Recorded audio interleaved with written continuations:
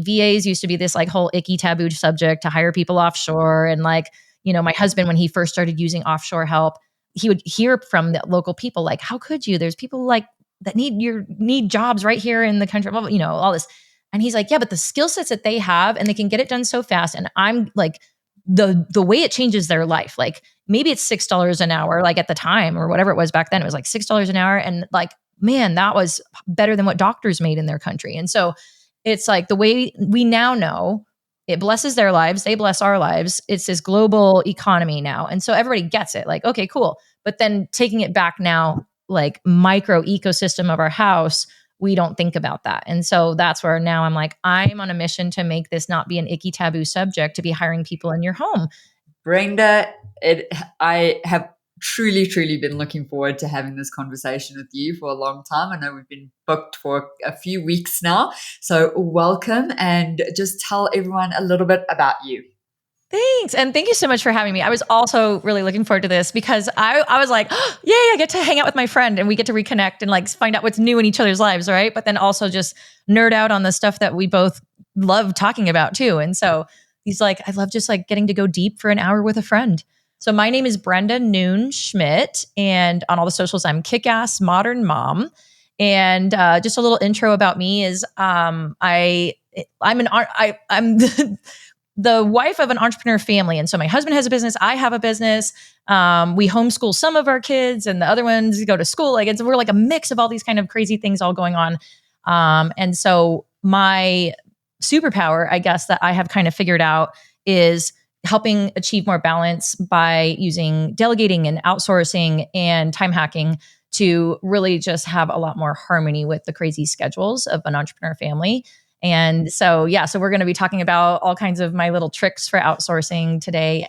And I take a lot of the principles from business and then apply it to the household. And so it feels kind of stuffy and too much structure, but it actually gives you way more freedom. And so I love just taking a lot of my background that I have. We'll talk some about that, but like, just like different jobs I've had and different things in my background that have informed me how to run my house like a business and keep everything really smooth and efficient. And also like have the flexibility with different seasons and stuff like that. So yes. Yeah, I guess like kind of my backstory is I live in here in Tucson, Arizona. I grew up in Arizona on the border of Mexico on an Arizona cattle ranch. And the story I tell people is that what's interesting about a ranch is that you do a good job of like having team collaboration and outsourcing and systems with the ranch itself. Like there's actual physical systems like corrals and like schedules and all these things in place to make, and everywhere you go around the world, every ranch is run really similarly. Farms and ranches all have the same systems. And then, but what happens is then like the households of each of those places sometimes suffer because they don't have that same. And that was the story for us is we didn't have any kind of help. We didn't have the same, outsourcing and delegating and things like that. And so there was just a lot of times where people are butting heads and resentment and things like that. And so it's my goal now as an adult to help all the people out there, all my fellow moms, to not have to, like my own mother suffered so much by just being the martyr for the family and just creating a lot of, she just resented everything that she did. And it just, eroded her ability to love herself or love anybody else. And it's affected all her relationships ever since. And so I want to prevent that. With all the moms out there. And so helping everybody find the village of support that they need, even if they don't have it with their built-in family around them. And also just finding systems to put some structure in place to simplify things and make us enjoy the time with our families, enjoy the time with our kids, and also be able to build our businesses and scale and grow them with ease instead of feeling like we have to choose one or the other. Yes, I know. I can so relate. I always think everyone needs a Brenda in their life because it is so hard to do all the things. And we share so many similarities actually. So also husband's an entrepreneur, so am I. Both of my parents they had businesses. They had 7 businesses as a couple, even when they were not a couple, funny enough, but we won't get into that. And so just all the things. But anyway, let's go back now. So you grew up on a ranch, but I would like to know, so when did you start working? And it could be at your family ranch, or like, did you go out and, become a server, or what was Yeah, that I think very first job where you got money and you felt like that little bit of independence? well, the first job that I would get paid for that I didn't have that feeling of like, yes, this is mine, was on the ranch where it was so when we would have roundups every spring, all the neighboring ranchers would all come over and all the neighboring cowboys, they would come over and they would help out. And so you go from having just like your one ranch hand and your kids and the family members to then having all these other people that live in the ranches nearby, they all come and help out. And then the same, like my dad and his cowboy, they would go and help at the other ranches. And so there got to be a point, I think it was when I was like a teenager, when it was where we had the opportunity to either be going and playing sports or going to camp or doing things or coming back and helping at the ranch. And so then we started getting paid because we had the choice. So it was like, okay, well, we could go do other things, but if we're going to come back and help, then we would get thrown a couple $100, and that was a big deal for us to be helping with roundups. And it was good for the ranch because we were highly skilled, experienced people that it like to compensate us versus trying to find somebody else to compensate. We were already trained, right? And so it's just an easy yes, which again, like that's something that's informed me as I help people hire other people, is like, okay, where are the people that are already easy yeses? Like they're already kind of trained, and you like bring them back in to do another thing. But I would say the very first job that I got, that I actually got paid and I was like, this is my money, this is my job, I'm like, have control over this, was when I was a teenager. During the summer, I would go and teach swim lessons at the place that I actually had learned how to swim. And I was like the deep end instructor for all the older kids to teach them the different, like, breaststroke and side stroke and backstroke. And like the kids that wanted to go and be on swim team and compete, then I would help them polish up their strokes and like treading water. And, like if you're out in a lake and you want to tread water for a whole hour at a time, like let's get you up to that endurance, stuff like that. So that was my job that I got paid. Yeah. And I would like show up every morning, and it was like, I had a boss and I had coworkers, and, like it was like legit instead of just being like the family operation. So that was probably my real job as a teenager. And then once I was in college, oh my gosh, this is like where now, I worked every possible job there was because I'm a curious person. Mm-hmm. And I was like, I would see something and I'm like, oh, that's interesting. That'd probably be fun to work there. And I would look at my schedule and be like, I could fit it in. And I would pile it on and pile it on and pile it on. I would be like that kid in college that had like 6 W-2s to file come tax time because I was working 6 different jobs. Like every free moment, I would like pick up a shift somewhere and just be curious and learn stuff. And so that's also something that's really served me now with being able to hire people, is have that perspective of all those different bosses, all those different teams, like retail, restaurants, catering services, delivery services, back end work, all these different facets of like how companies work. It feels truly like I got to apprentice with a lot of different types of industries to kind of understand how here's where businesses are different and here's where they're the same. And it's like coming back to those systems and understanding systems and also relationships, like how you treat people. I had really good bosses, I had really bad bosses, and learning what the differences between those were, because sometimes it wasn't even a present boss that was a good boss. It was one that just had clear communication and like let you fly, let you soar. So that was oh my gosh, my kids will you laugh have to because they're like, tell us some stories. So there must have been good moments and bad moments. This is where but we it's like funny to because we'll dig drive in past on the places show. we'll drive past something and then I'll be like, oh yeah, I used to, and they're like, Mom, you used to work everywhere. Yeah, so tell me a story. There must be something that pops out in your memory of, a, a hard moment when you look back and you're like, wow, I was a child and I managed that. Or, just Yeah. you've got to dig into at least one story of all of these jobs. Well, I think part of my drive to get all those jobs was because my parents told me early on that you got to pay for your own college. They weren't going to be paying for my college. And so I had been, had like the college savings account since I was a little kid. Every time I get birthday money or Christmas money, it has to go in college savings. So I had that money. And then of course, you try and get good grades. So you get the scholarships and the grants and things like that. But besides that, like my living expenses, I was going to be on my own.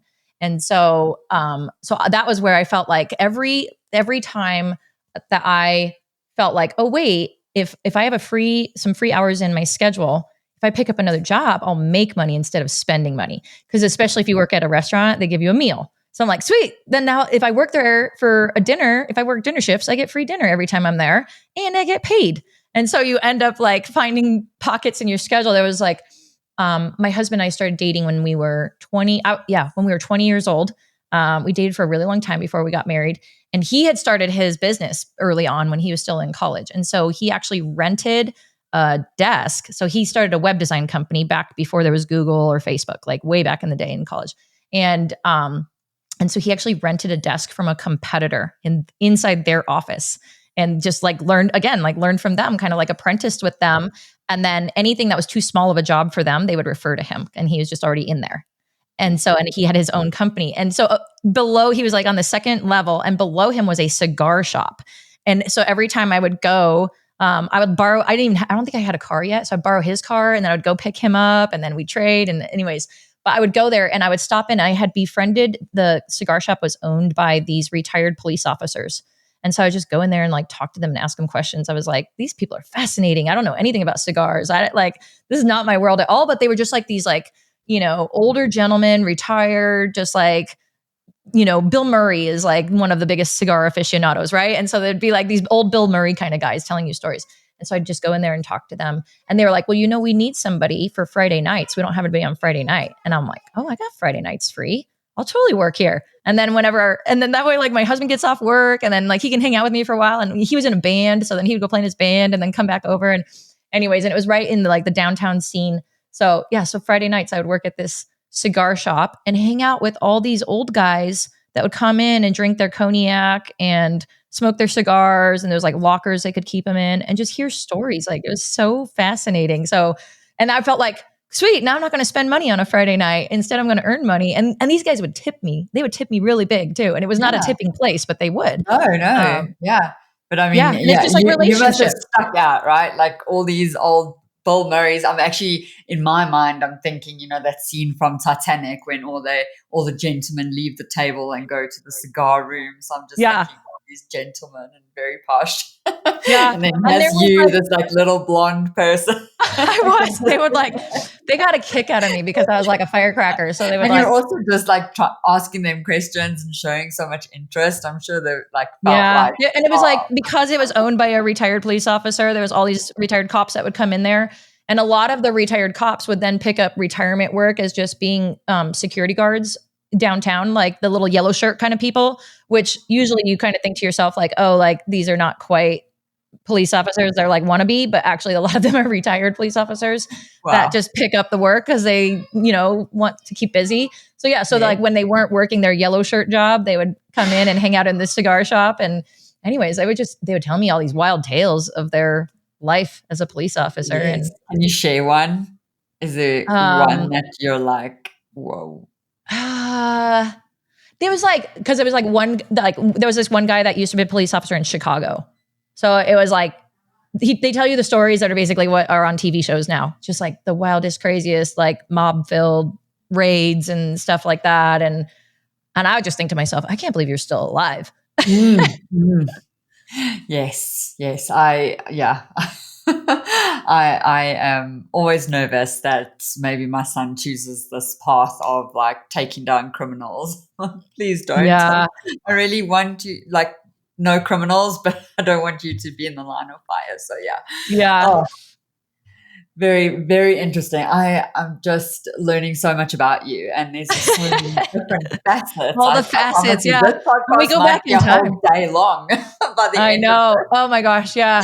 Yeah, this morning I worked mostly at restaurants. I did a lot of service industry. What did that teach you? Like, what are some of those early lessons? Because time management for sure.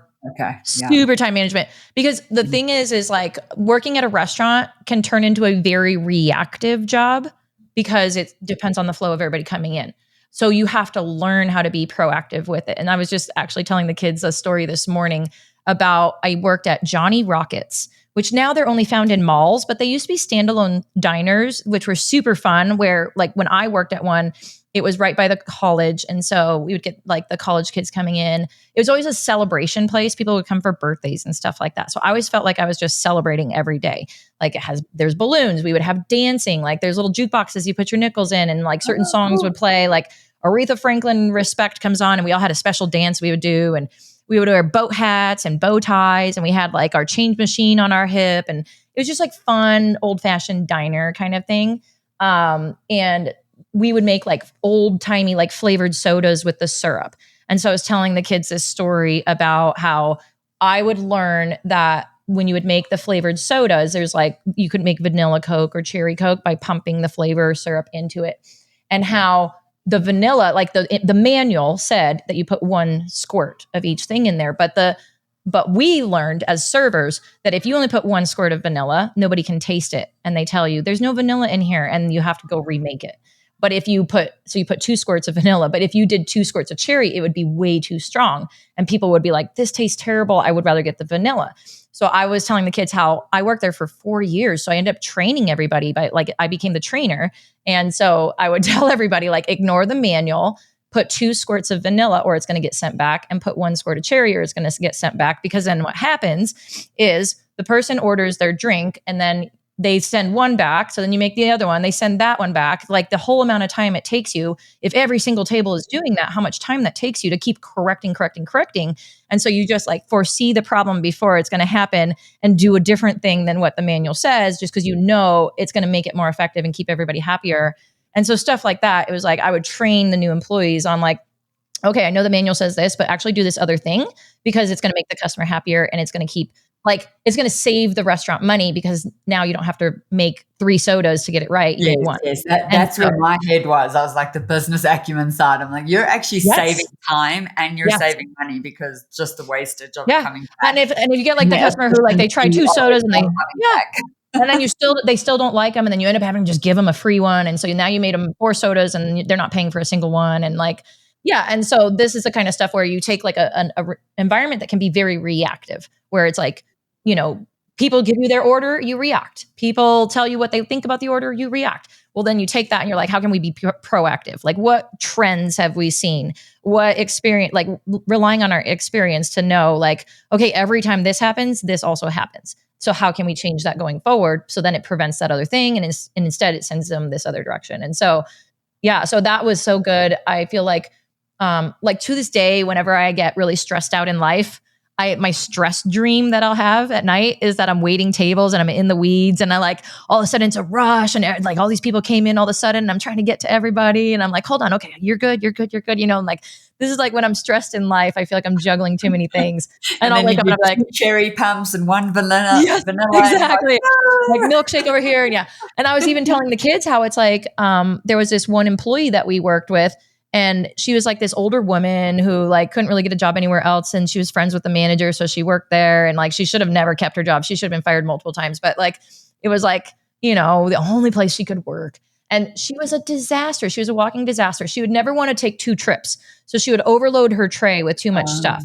And then she would end up spilling it on people. And we would joke and we were like, we'd call it like, we would be like, well, you got the special. We'd call her name. We'd call it the so-and-so special if you got a chocolate shake spilled all over you, which was terrible.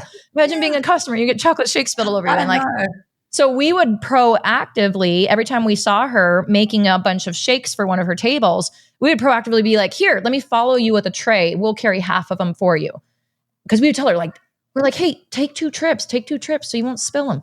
And she's like, no, I got it. Like she would not listen to us. And so we're like, here, give me half. I'm going to follow behind you and I'm going to take your other ones for you. Because I was telling the kids, I'm like, it was way easier for us to take the time away from our tables to help her with her table than have to take the time away to clean up her mistake and then have to talk to the people and like calm down the situation. And so it's just like that proactive problem solving that you learn, that it's like with your time management, you're like, okay, this takes a little bit of time to go and do this thing, but it's going to save me time to not have to deal with the chaos that ensues by her making bad choices. And so it's like the same, you know, like, and I was telling the kids, it was funny, my daughter is about to turn 13. And so she was like, that sounds like it was a really fun job. And she's like, I'd love to work there, except I wouldn't want to work with people like that.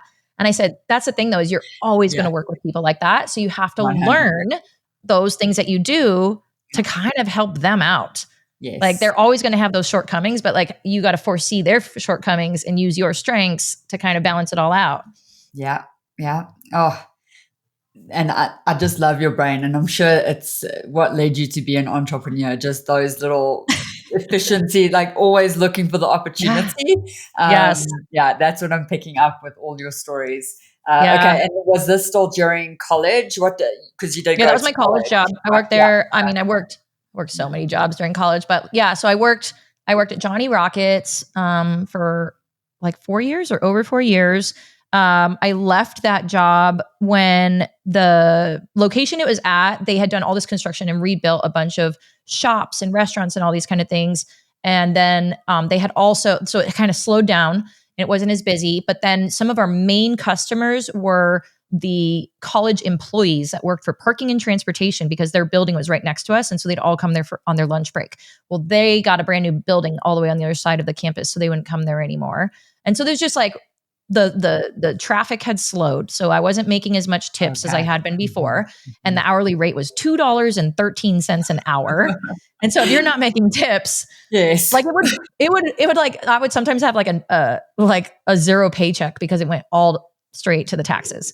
And so they'd be like, here's your $5 paycheck. So it was only tips that you're making. Yeah. And Yeah. so when it slows and you're not making the tips anymore, I'm like, okay, well, where can I go? And so I had started working at a local radio station doing the promotional events, like, where you go out to the county fair or you go out to the car dealership or wherever, where they're setting up the tent and broadcasting live.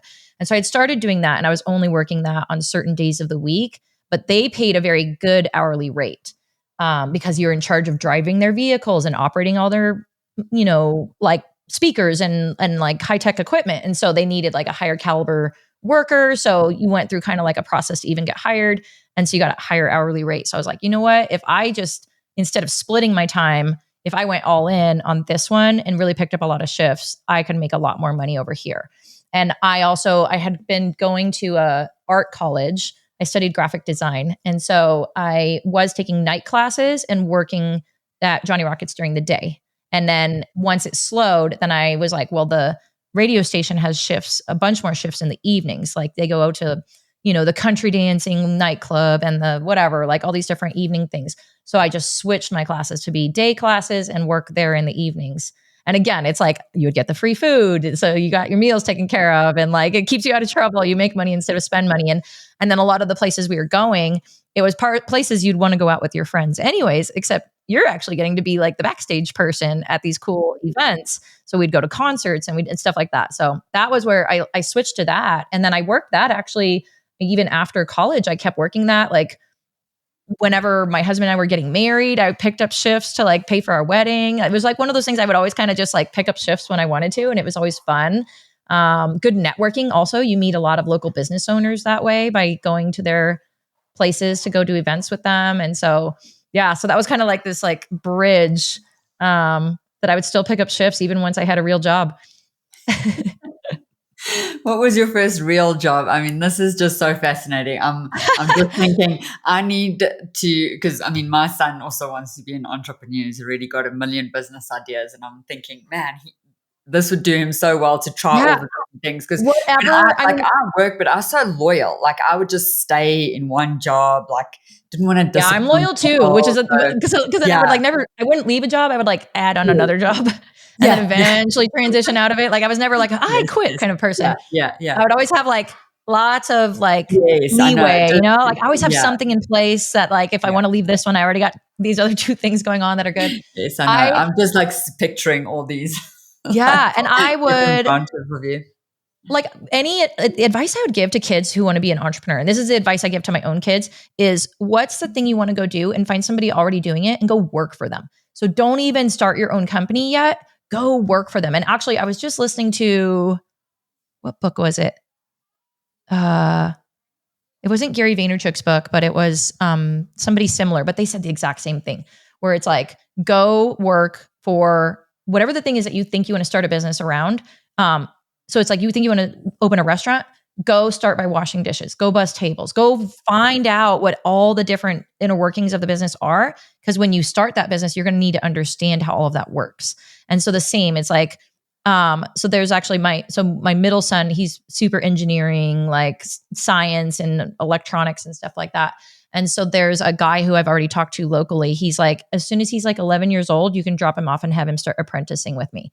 and I'll just start teaching them stuff. Love it. And so it's like, Love go work it. for free somewhere, go be an apprentice. And that's like for kids, if you are so interested in learning something that you're willing to work for free for somebody, they will not say no to you. They will take you and they will like take you under their wing, and they're going to train you better than any employee that they ever train, because they're like, wow, really? You really want to learn this? And so for any like teenager out there, if you want to open your own business, go apprentice, go volunteer for free somewhere, and go like, oh my gosh, it's like, you think about it now, like we pay for coaching, right? And the amount of money we pay for coaching. So imagine that you're basically working for free. That's like you paying for coaching is the amount of money you would have made if they paid you. Well, you're just paying it right back to them to get coached by them. Yeah. And so it's the best education that any kid I could love get. that so much. Yes, yes. And in fact, I did that during studying as well. But now I'm thinking, like with my son, we're going to have to move to Silicon Valley if he wants.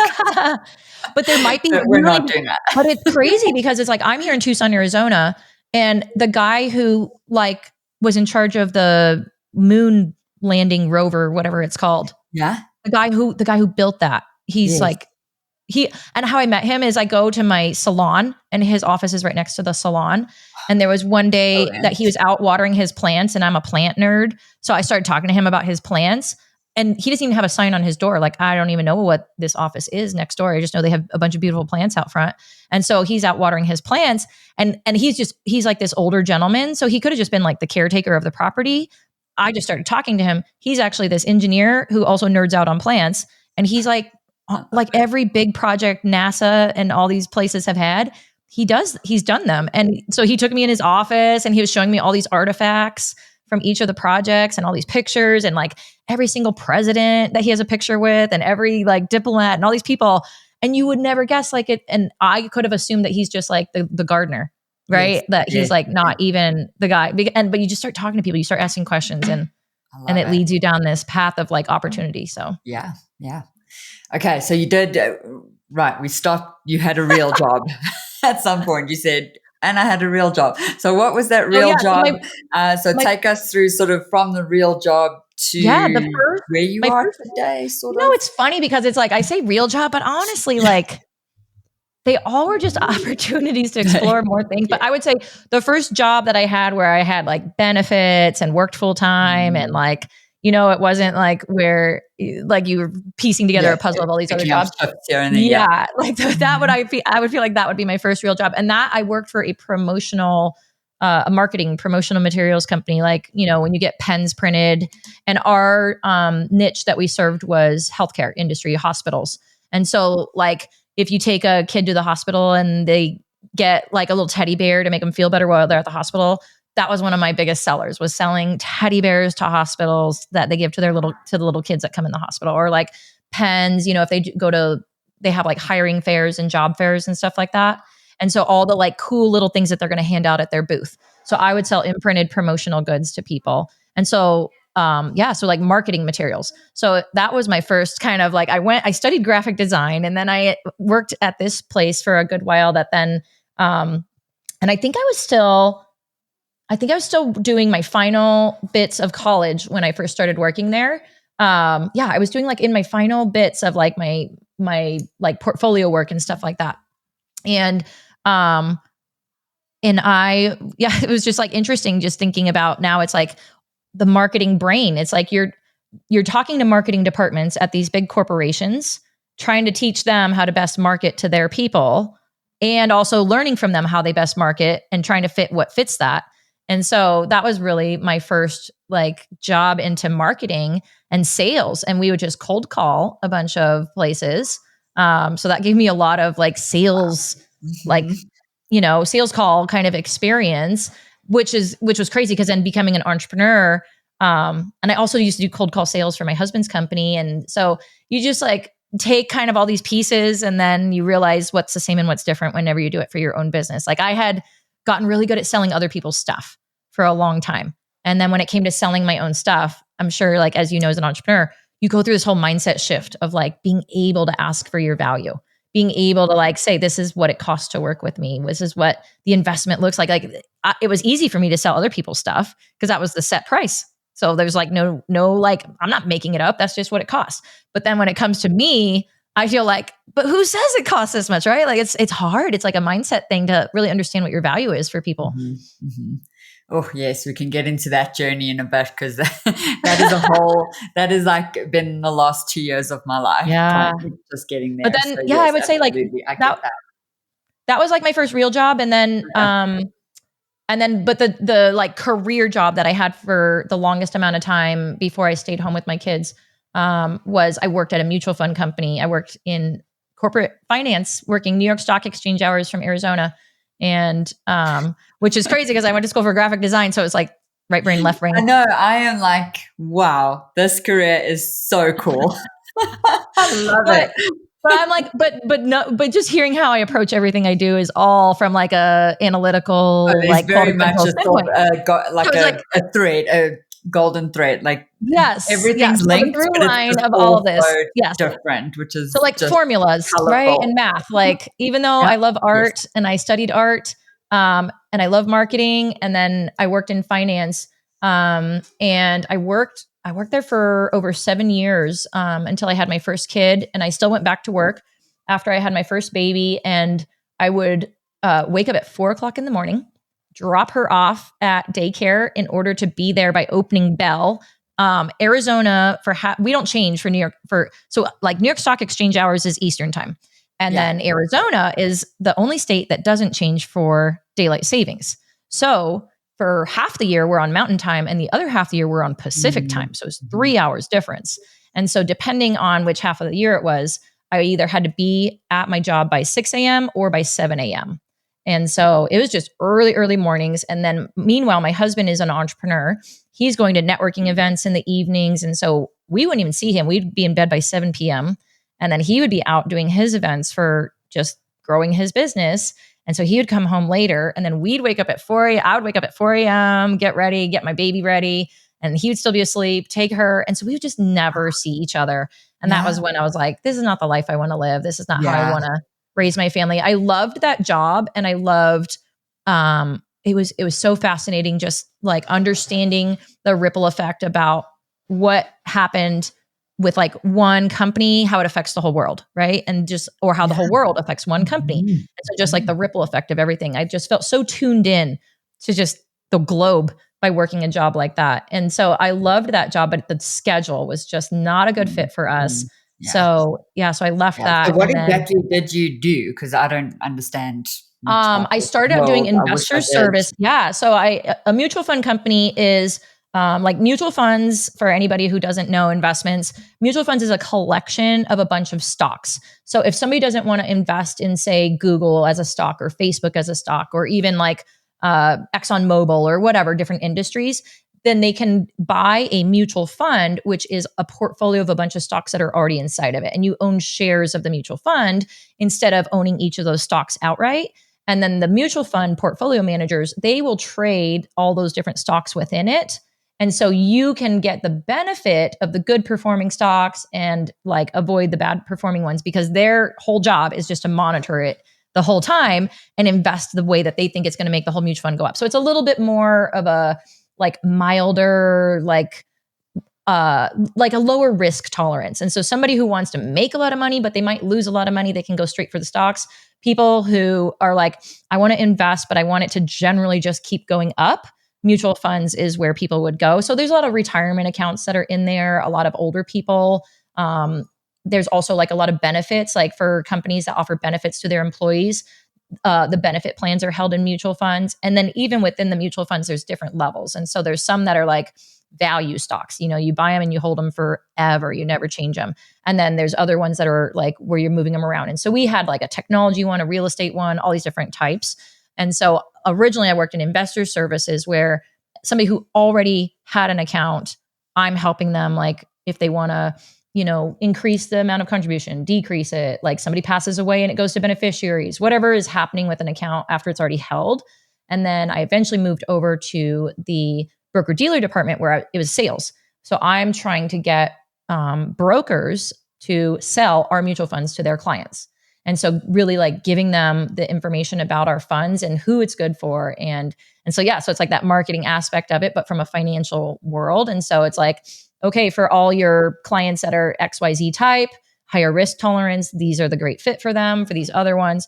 And so that job, like the investor side, you have to have certain licenses to be able to even speak about investments.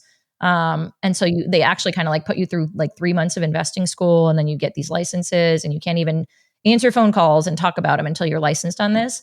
And then to go over to the broker dealer side, you need additional licenses for that, because you're actually making recommendations to these brokers to then make recommendations to their clients. And so, so it was crazy, because then it was like, I went to school for graphic design, and then I like went to a whole new school for like, investing. for finance and investment. And, Yeah. but it's so cool, because now having that knowledge, that's something that now it's like, I have some, like being able to do my taxes is so easy for me, because I understand all the fine print and the loopholes and all that kind of stuff. And so it's like, oh my gosh, don't say that. So these are like the jobs also that I would like say for like a young person, like go get a job in finance, even if you're not going to stick with it, because the stuff you learn is going to help you forevermore to manage your own finances. Yes, 100%. Yes. My mom had a business and she was the finance person. So I relied on her for my whole life to do my taxes and everything. And then moving to America, I'm like, whoa, I really know nothing. Well, and it changes so fast now. Oh my gosh. Yeah, the rate at which things change now, you know, like estate taxes, death tax, this, whatever, like it fluctuates so much faster now than it used to. And so somebody used to have this kind of one type of investment strategy that they're like, okay, I'm just going to do this, because then by the time somebody dies, this is what happens. Well, now you like, wait, 4 years from now, 8 years from now, like these might change. So then now like, that's not going to be my strategy. Yes. Yeah, it's crazy. Wow. All right. I worked there 7 years. You were there, had a baby, and then you left because you were like, I left, and then I never see my husband. This isn't working for us. So, okay, what was next? Is that when you started your own thing? I did not start my own business for a good while. I was stay-at-home mom, and then once I was home and actually spending more time with my husband, I actually started helping him in his business more and more and more behind the scenes. And so I kind of became like his HR person, and then kind of a little bit of like accounting and like all these things that just happen behind the scenes. A lot of strategy stuff, partnerships, and like I would attend all these functions with him, like the Christmas parties for all his networking groups and all these kind of things. And so then I started building relationships with these people that had these businesses as well. So then I became like this like silent closer, you know, where it's like I befriend the wife of this other business owner, who then like, because we're friends, then he ends up doing business with my husband, kind of thing, like stuff like that. And so it was fun, because then I got to see this whole back end of a business, whereas before I was on the employee side, like and there was so many times I would give my husband advice on how to be a better boss to his employees based on my experience as an employee. I'm like, like, don't be, I had this one boss, Dave, and I was like, don't be like Dave. Like, don't pull a Dave on this. And so, how did that go for the marriage? Because I've also worked for my husband for 2 years. And I'm out. It's been like an evolving thing too, because that was then he had his original web design company that he started back when we were first dating, like in his early 20s, to then like building that company and hiring employees, and then having an actual office space of his own, and then needing more office space and expanding and you know, so that company expanded. And then he eventually then pivoted and started a side. Well, he had like probably 100 different ideas for side hustles before the one he actually like went all in on, which is the one he does now, which is a coaching business. So his original digital marketing agency he built, and multi-million-dollar company, 20 plus employees.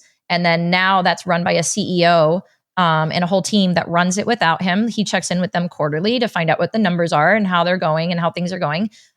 He still has a lot of relationships that he's built in the community. And so when people come to him, he's like, here, talk to my salesperson, here, talk to my CEO.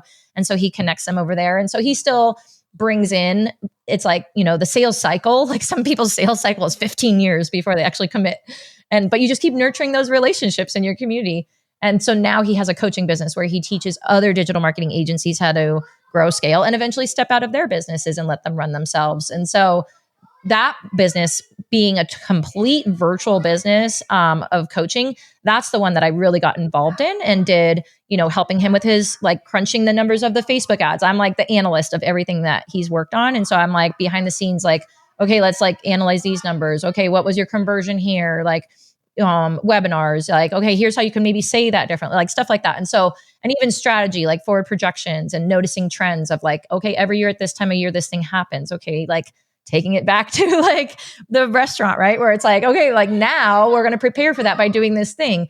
And so that was where I really got so much experience like in business that then whenever I did start my own business, I actually kind of didn't even think I knew that much until I just start like things come out of my mouth and I just start doing things and realizing like, oh yeah, like I'm not as beginner as I think. Even though this is my very own, my first business of my very, very own, it's not like I'm not new to business. And so Yes, I yes. definitely had a leg up as far as being able to grow my business and like things to put in place very quickly and how to like, you know, you get a little feedback and like how to move with it really quickly and not overthink it because I've seen it already in his stuff. And so, but I did have to fire myself from his business last fall because Aw. I said, I'm sorry, but I need to fully focus on my own business. Like my business is growing and I need to fully focus on my own business.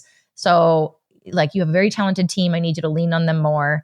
So he has about 6, 7 people on his team of like actual team members. And then he has fractional people that he'll hire for different things, you know, like managing social media or like some extra salespeople, whatever it is, he'll bring in fractional. And that's another good lesson that he's learned is instead of having the 20+ person team, like all that payroll, when you have all these kind Yeah. of fractional roles, which like you, right? Like how valuable you are, because then he can have it for a season. And then if he needs to change some things up, it's like you can have that flexibility to move things around without having to, okay, we're hiring. Okay, we're laying off. Okay, we're hiring. Okay, we're laying off, right? Yes, Like yes. every time there's ebbs and flows of Yeah, stuff. And and that's so so emotional as well, like laying it people is. off. So yeah, Yeah. the fractional route I think is underused. I think it's going to get more and Yeah. So, more. and that's the future. I think Yeah. that's the future of a lot of businesses is going back and just like it's almost like just like at home, build a village at home. Well, it's like in business, building a village, and you partner with other companies that have a strength in something that instead of having to have a big company with a bunch of departments, it's going back to just like running really, really lean and then Mhm. tapping into the strengths of these fractional companies and Yeah. their strengths. It's so Yeah. smart. Yeah. Yeah. I that is the season of business I am in, trying to figure out where I can get experts in things I just don't know Yeah. that I don't want to learn. There are things Yeah. that I've And it's tried not to worth learn your and I time just to learn don't either. want to Yeah. learn them. I'm like, Yeah. I can be honest now with myself. I don't need to learn everything, which again, Yes. been a journey because I do want to know everything. I So, okay. know. Right, When we're let's get curious back people, to it's hard, right? I know it's oh yeah. But now your business, what made you start this business? You know, where did I it come from? How what was the seed? Yeah, I was just feeling this like feeling of like I really want my own thing. Like I had been in the business world for so long. I would go to Funnel Hacking Live with my husband like almost every there was 10 of them. My husband's been to all 10. They just had their last one and I had been to like 7. And every time I would go with this ear of like how to apply it to his business.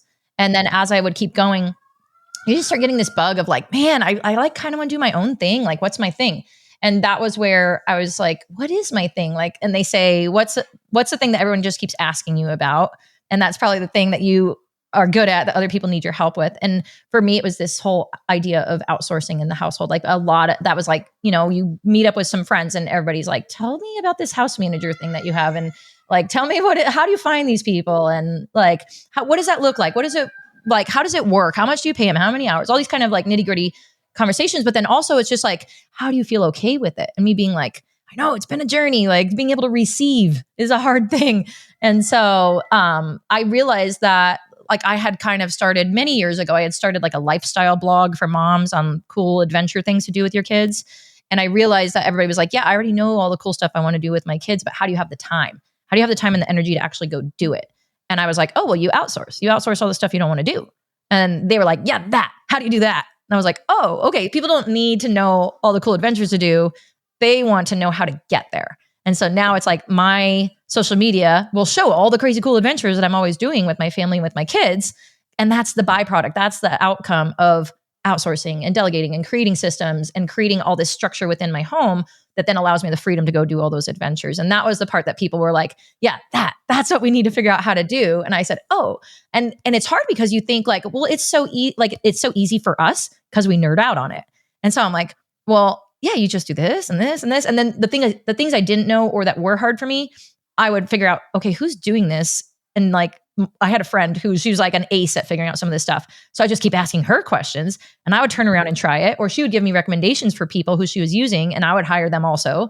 And then I'm like, oh, this is amazing. And then I like tell everybody else, you need to do this. And so it's just like finding the other people who also have a little bit of intel about it and then try, like whatever they tell you to do, actually go do it. Like how many times did somebody give us a recommendation? We're like, oh, that's a great idea. And then we don't ever take action. So it's like actually taking action and then turning around and sharing it with other people. And so that was where I figured out this whole like outsourcing journey and time hacking and like, all these little things that I do. Like I'm such like a data nerd about my calendars and my reminders and my alarms and like all these little things that I use, but it makes it so that I don't have to be the one in charge of it. Like my kids hear an alarm and they know what that means. It means go put your jammies on and brush your teeth. They hear an alarm. That means pack your bags in the morning and start loading up in the car for school. Like they hear these little signals and that creates the structure that I don't have to be like, okay, do this. Hey, everybody do that, right? I don't have to be the one in charge. I don't have to be the timekeeper. And so little things like that, like little kind of routines and structures and even having little checklists, like when you wake up, here's the 5 things you got to do. Before you go to bed, here's the 3 things you got to do. And so just like creating little bookend structure at the beginning of the end of the day. And it lets you have that freedom in the middle of the day to do stuff with your kids. And so, yeah, it was like just getting asked a lot how I was doing all this and realizing, oh, I think I could help people with this. Yes. Oh man. So you don't have to be like, get your shoes on, get your shoes on, get your shoes. Like I mean, I do still, but less. Less. Yes. Yes. Okay. And then there's like sometimes I don't even have to say anything at all. And then I'm like, yes, thank you, robots. Oh, goodness. I know. That would be the dream. my team of robots, I call them. I'm like, okay, which one am I talking to right now? I'm in the car and I'm like, I have like the Meta glasses, which I freaking love. And it's like, wait, am I talking to Meta? Am I talking to Siri? Am I talking to Alexa? Like, who am I talking to right now? Which robot is helping me right now? Yeah, exactly. Which one of my assistants? Cool. They're all my assistants. Yeah. Oh, that's so cool. All right. So a question I do want to ask you before we wrap up is, with all of this experience, all of the hard, all of the, figuring it out, what is something that we should be speaking about more when it comes to building this career, this balance, this life, and I follow you on Instagram. I'm like, man, that looks so fun. And I'm going to take my kids on a weekend trip in 2 weekends. My husband's traveling for the next 5 weeks. And I'm like, no, I'm going to be the cool mom too, Yeah. just make time, and just go and take them away. So out of all of this, what should we be speaking about more? What should we be thinking about more when it comes to trying to have it all, I suppose is the question. I think like the number one thing I always tell my clients is like, think about what's on your someday list. What are the things you're always telling your kids that you're going to do someday? What are the things you're always telling yourself you're going to do someday? And instead of just putting them on a someday list, figure out how to make those somedays happen today. And it's easier than everybody thinks, and it's cheaper than everybody thinks. And so I specifically help people with hacking their time and finding house managers. And before we got rolling, we were kind of catching up on your house manager situation. And so, it's like people hear the term house manager and they think that's something that they want to have someday. And they think like, oh, that'd be nice. Like, oh, I'm putting it on my vision board. I'm putting it on my dream board. I would love to be the type of a person who has a house manager someday. And I tell them anybody can get a house manager now. It's so much cheaper, so much more accessible. So it's like you could start off with like 5 hours a week. And then you find those people who already know your family or they already are doing something. And you're like, hey, would you be interested in taking on a little more responsibility? I really need help with laundry, right? So it's like you already have a nanny. Like we were talking about au pairs. Like you already have somebody that's coming and helping out with kids, and ask, would you be interested in layering on a few more responsibilities, like this many more hours per week? I'll pay you this much more. Maybe they're not, but maybe they are. And so just like tapping into those people and the strengths that people already have. Like if they're already a good fit personality wise, chances are their skill sets can learn the thing you want them to learn. And so the idea of a house manager, it's not like Mr. Belvedere when you live in a mansion someday. Like it's different now. It's so accessible. And now you're in Colorado, I'm in Arizona. We get to hang out with each other and have a conversation like we live in the same town and we're having coffee. So we're getting to do all this connection now digitally. But the thing we can't do is like, you can't drop off a casserole if I'm sick. You can't pick up my kids from school if I'm in a pinch. We can hang out together. We get to build this relationship and like build our businesses together and be mom friends together. But we can't do those things that you could do when you're in person. And so that's where now you have to find another person that's going to step in and fill that spot. And that's where somebody like a house manager or a personal chef can come in and help support you in that way. And people can feel like it's like this icky taboo thing to have, oh, well, I should be doing it myself. Why would I hire somebody? Nobody's ever done all this stuff themselves. People always had help before. But now that we've gone so digital, we realize, like, we forget that, like, the people like you, if you lived in my town and I was hanging out with you, you would be helping me in a pinch for this kind of stuff. And I don't have that now that we're connecting virtually. And people like have eased into this virtual world and this is our norm now, but they haven't backfilled the roles that used to be filled by people that were also in their own town. And so we can think about this in a new way where it's like, yeah, there's college kids and retired ladies who love this kind of work. Those are my two favorite places to tap into house managers. The college kids who are like firstborn of their family, like so responsible, like they love organizing. Like my daughter will be the best house manager when she's in college. And so people like that, or even people like my mother-in-law, for whatever reason, like if she doesn't want to come and do this in my own house, fine. If she feels like, okay, I want to go help another family and actually get paid for it, then cool, like go make some extra money. It's her shopping money, right? And so that's not what she does. But if she wanted to, like I've heard of other people's moms and mother-in-laws going and becoming someone's house manager. They were already a stay-at-home mom their whole life. They're overqualified for this job. Like they're so good at it. They don't need to have gone to like some house manager academy. Like it's the coolest thing because it's like they're adult jobs. So we feel like we should keep them, but also because they're adult jobs, you don't really have to train people. Like they already know how to do them also. So it's so easy to find great quality people and then like bring them into your ecosystem. And so I would say the thing we just need to talk about more is this idea of like collaborating with people in our own homes. And so like, you know me, I'm like talking about house managers nonstop because not a lot of people are. So I'm going to be that person that's going to make it okay for all of us. That's what VAs used to be. VAs used to be this like whole icky taboo subject to hire people offshore. And like, you know, my husband, when he first started using offshore help, he would hear from the local people like, how could you? There's people like that need jobs right here in the country, blah, blah, you know, all this. And he's like, yeah, but the skill sets that they have and they can get it done so fast. And I'm like, the way it changes their life, like maybe it's $6 an hour, like at the time or whatever it was back then, it was like $6 an hour. And like, man, that was better than what doctors made in their country. And so it's like the way we now know it blesses their lives, they bless our lives. It's this global economy now. And so everybody gets it like, okay, cool. But then taking it back now, like micro ecosystem of our house, we don't think about that. And so that's where now I'm like, I'm on a mission to make this not be an icky taboo subject to be hiring people in your home. You could start doing it in college, like get the help you need so that you can focus on the thing that you're called to go do. And especially if you're an entrepreneur, it's like, how many more families can you go change their lives and serve if you're getting somebody to do your laundry and chop up your onions for you? It's so worth it. Mm-hmm. Oh, yes. I love that so much. And honestly, coming from South Africa, I mean, I had a full-time nanny, work every day, 7 till 4, you know, just helped with that stuff, the laundry. When my kids were babies, she'd make them their, you know, like puree, their little sweet potatoes and stuff like that. And she was like family, right? It's like they become family members. They Sure. start as strangers and they become your family members. And so now my kids 100%.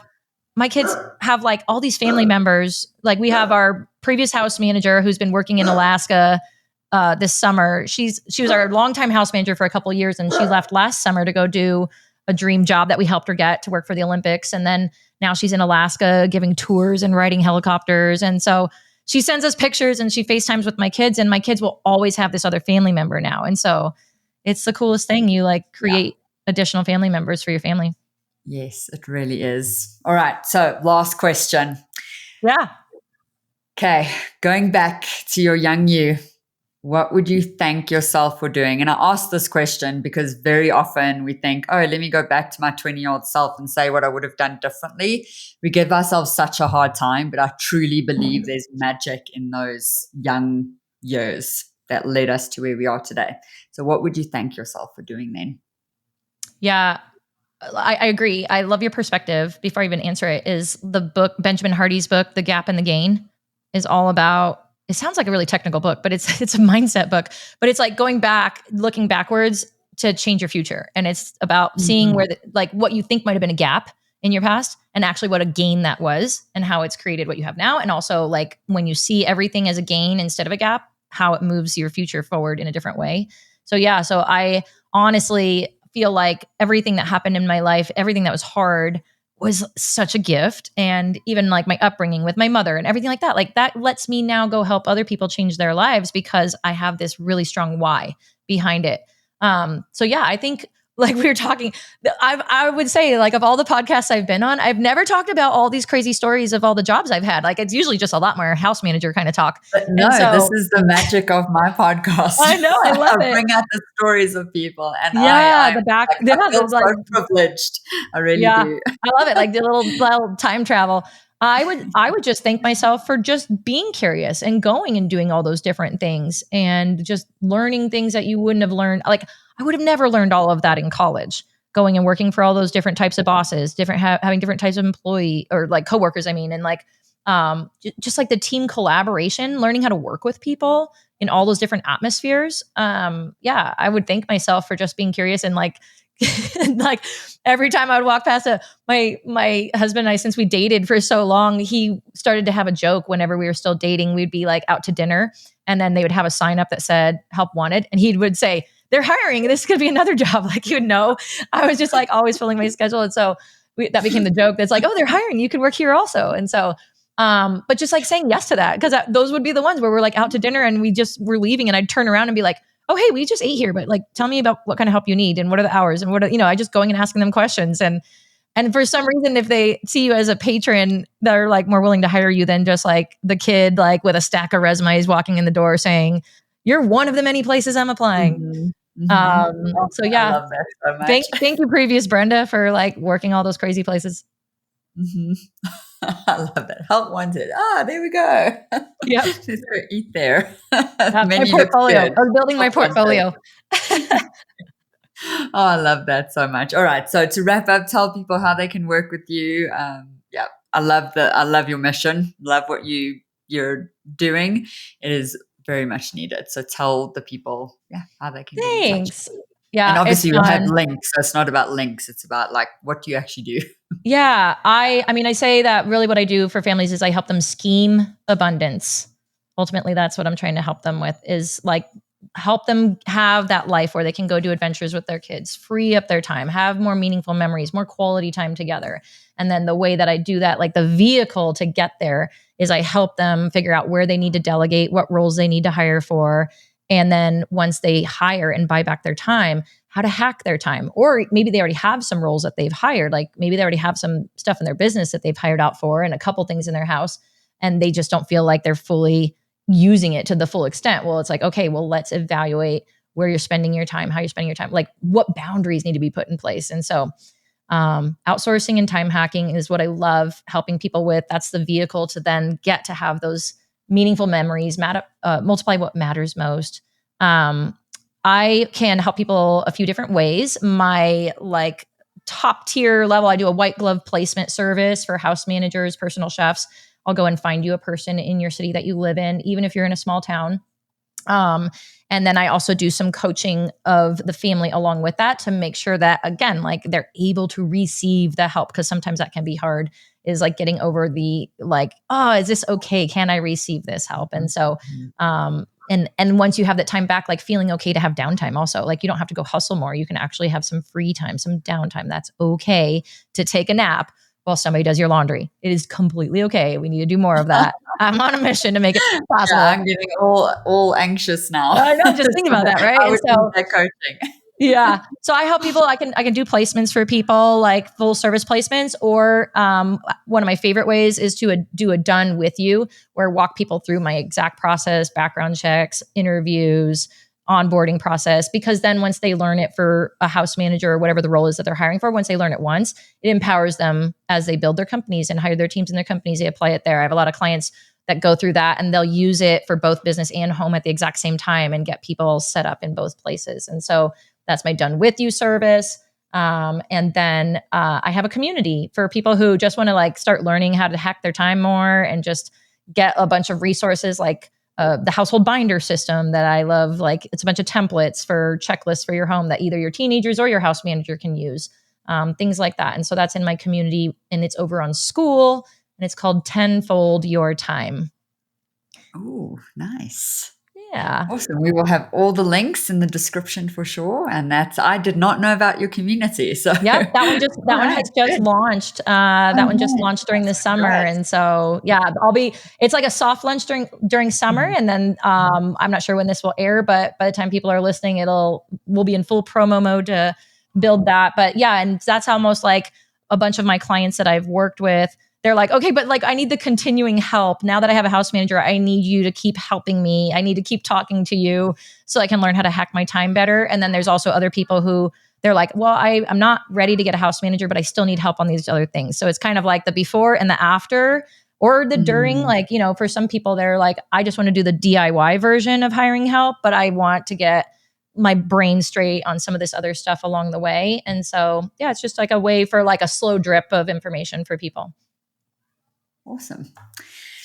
Very cool. Well, Brenda, thank you. This has been a wonderful hour. I said it during the show. I could literally speak to you all day, but I will let you go. I know. We just need to hang out. We'll just have to have another call just to catch up. I know. We have to. Thank you so much. Thanks.